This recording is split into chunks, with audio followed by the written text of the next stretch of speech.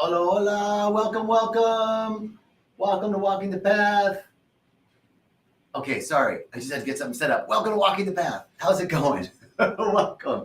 Hey, happy day, happy life, happy journey.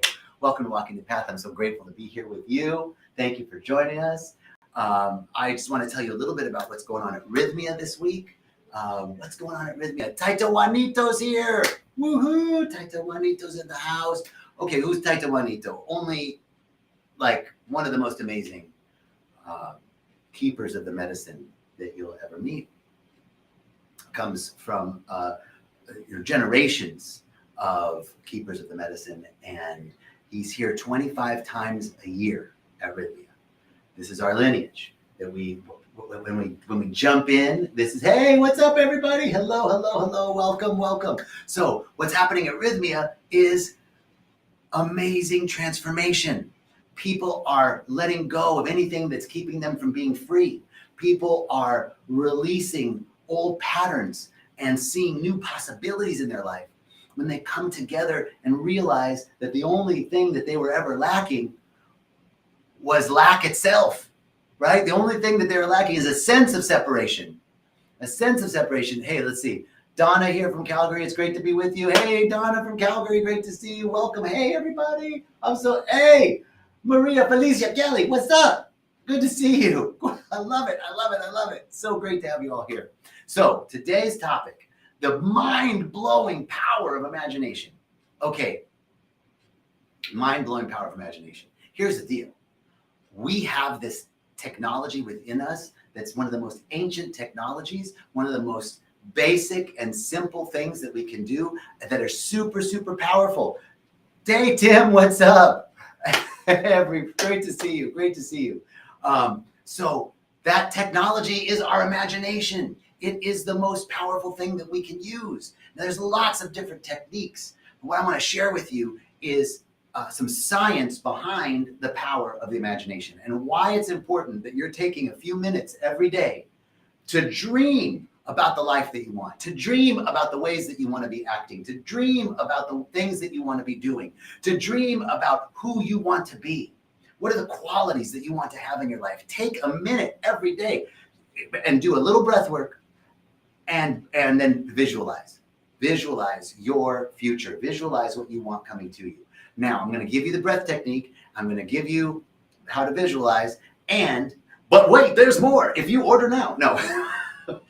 But wait, if you stay tuned, I'm going to give you the science behind what is actually happening in the brain when you dream, when you imagine. So, the mind-blowing power of imagination. The ancient sages of all time have known this. It's the thing about the things that are most basic, almost trite, almost cliche, pedestrian, those things, those are some of the things that are most true. For example, the saying, you'll never love anybody or nobody ever can love you until you love yourself.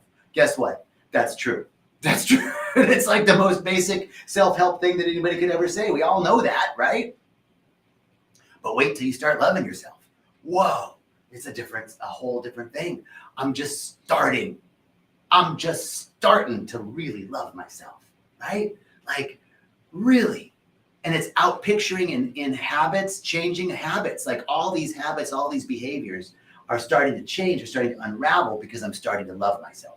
That's an old saying that's true, right? And the same thing with imagination.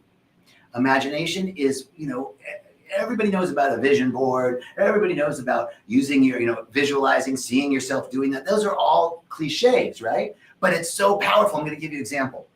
I need a new car. I have this great car. It's been super dependable, but it's not good for the roads that I drive on all the time. I drive on some pretty, some of the roads back here in Costa Rica are terrible, okay? Como terrible.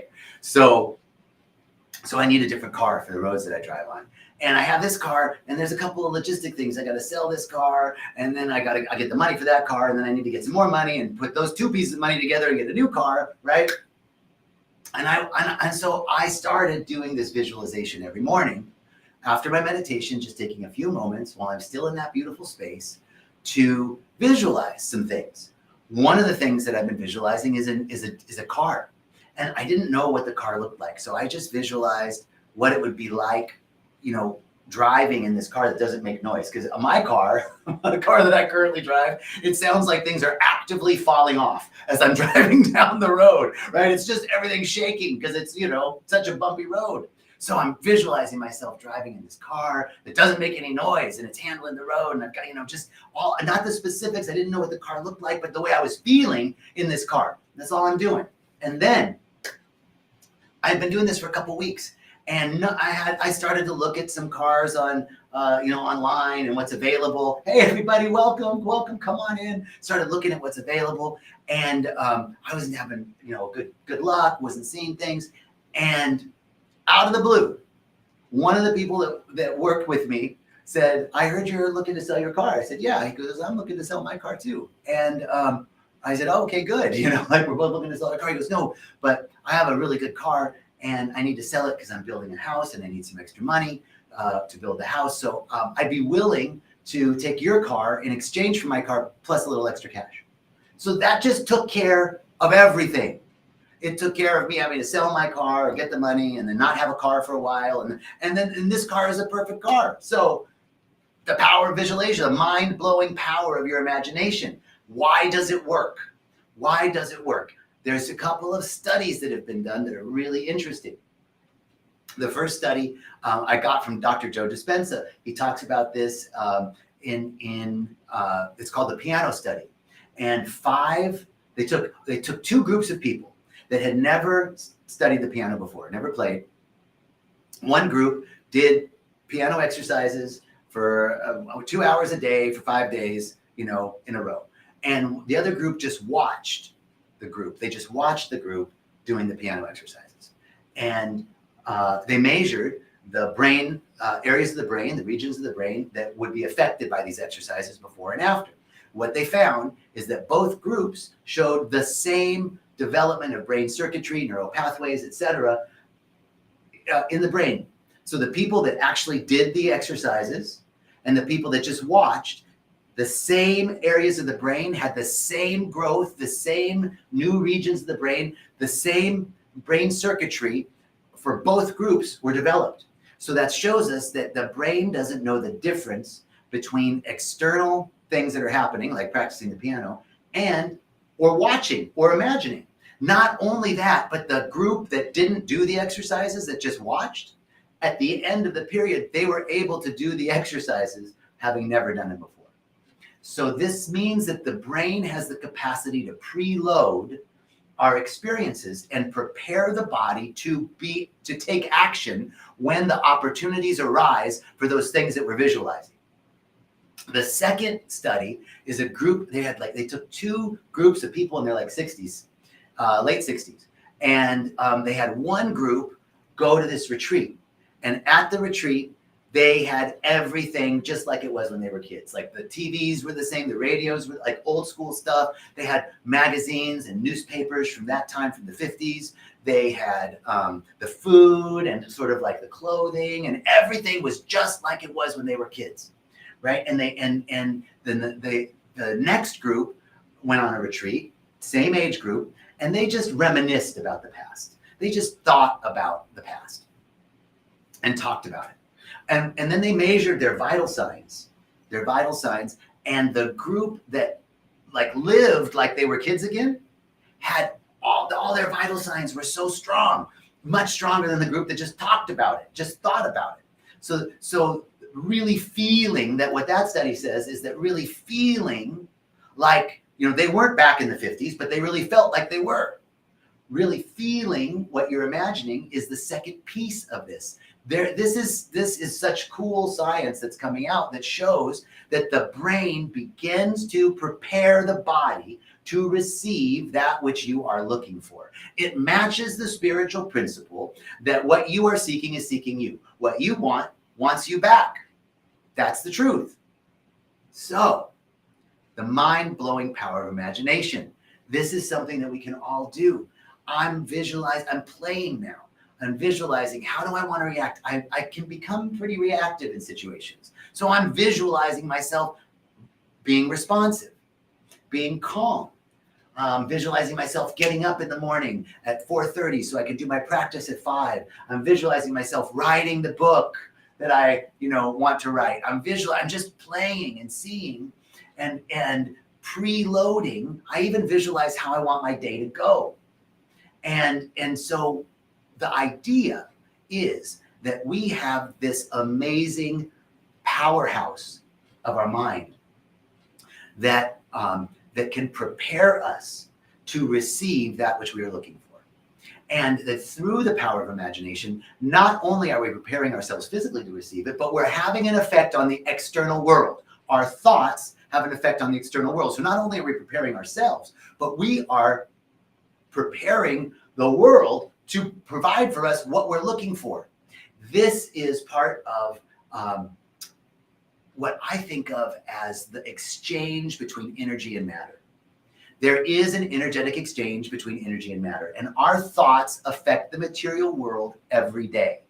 Our thoughts affect the material world every day. On a very fundamental scientific level, it's been shown that through the use of different electron microscopes, when we observe an atom or a particle, the observation of that atom or particle enlarges the mass of the particle. The energetic exchange, just in observing, alters the mass of that atom and therefore changes its trajectory. So in the act of observation, we change the physical reality. But I'm going to give you an even more simple and basic example. And that is, every day you affect reality. If I wanted to get a drink of water, there's an impulse in my brain. It says I'd like some water. And then my brain sends an electrochemical reaction down my arm, and I lift my thing up and drink water. Every day, our thoughts, our feelings change the material world. So the second part of the powerhouse, the mind-blowing power of the imagination, is that through our feeling, our elevated feelings, we actually create a new reality. This is the ancient principle: what we think about, we bring about. Or more concisely said, consciousness precedes form. Consciousness precedes form. Einstein outlines this. I've talked about this a bunch. Einstein outlines this in his special theory of relativity. Energy equals matter through the constants of time, E equals mc squared. We're talking about the fact that energy and matter are the same thing, and that energy becomes matter. Energy slowed down is matter, matter sped up is energy. This is slowed, stored energy. I'm slowed, stored energy, you're slowed, stored energy in a different way. All these different levels of vibration and frequency. So the other piece of that is that like the guys that were really feeling like they were in their, like living in the 50s again, had a physical change in their body.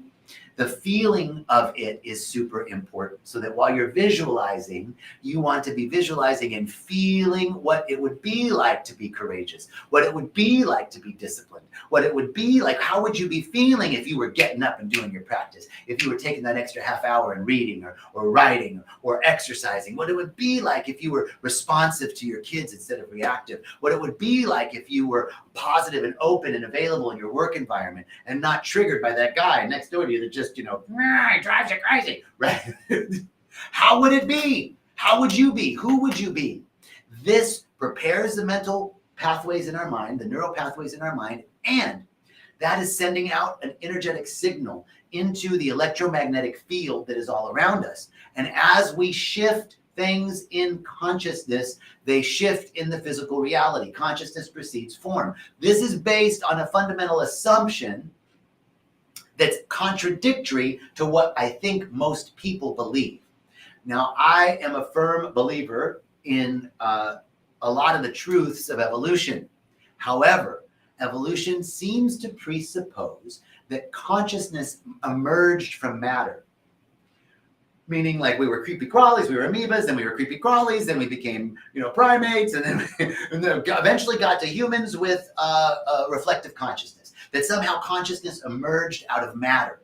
But the truth is, matter emerges out of consciousness. Consciousness precedes form. So in the beginning, there was an idea, and the idea became flesh. So consciousness precedes form. Thank you. I'm listening, spirit. Okay. I'm back. I got it. So the truth is that it's not matter to mind, it's mind to matter. So I can still believe in evolution, but know that there was a consciousness that created all of that. It came from a consciousness, from an invisible field of possibility and potential. The quantum physicists would call this the unified field, and we call it heaven. We call it the mind of God, the divine mind, the divine realm, the realm of infinite potential and possibility, all the same thing in my book. And I'm open to write some new pages in my book, but I think it's a pretty good page, right? Like God, infinite consciousness, infinite intelligence preceded the formation. The material world is an expression of that intelligence, and the intelligence is reflected in the material world. So what does that mean about the powerhouse of the mind-blowing power of our imagination? It means that we have the ability through consciousness to change our physical reality.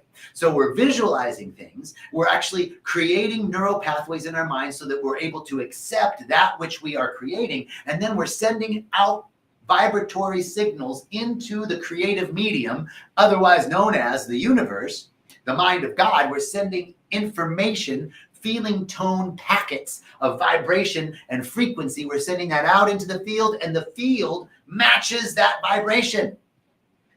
And we change reality. The consciousness precedes form. So two things about the mind-blowing power of the imagination. One is that we can create the ability, or we can create a place in our consciousness to receive that which we are wanting. And in the process of using visualization and the feeling tone, feeling like it's really happening, what it would feel like when we're experiencing those things, we're actually creating a new electromagnetic field around us that actually changes reality, that actually changes our experience. It actually has something happen in an unexpected way, because these, visualization and feeling very strong emotional feelings, high elevated feelings connected with your visualization changes the electromagnetic field around you and creates the potential for those things to emerge in your awareness. So here's the example. Now here's the practice. Are you ready for the practice? The practice is called, I want you to do box breathing. I want you to do 3 minutes of box breathing before you start this practice. Box breathing, most of you know what it is. It's simple, 4 counts in, 4 to 6 counts based on your lung capacity. 4 counts in, you hold the breath in for 4 counts. You exhale for 4 counts. You hold the breath out for 4 counts. Then you inhale for 4 counts, hold the breath in for 4 counts, exhale for 4 counts, hold the breath out for 4 counts. If you do that for 3 to 5 minutes, and then once you've gotten into a meditative state, once you feel coherence between your heart and your mind, right? You want to get out of your head and into your heart, and you're breathing this box breath, and you'll start to feel a great sense of relaxation and centeredness. And then I want you to imagine that you're walking down a mountain path, a steep mountain path.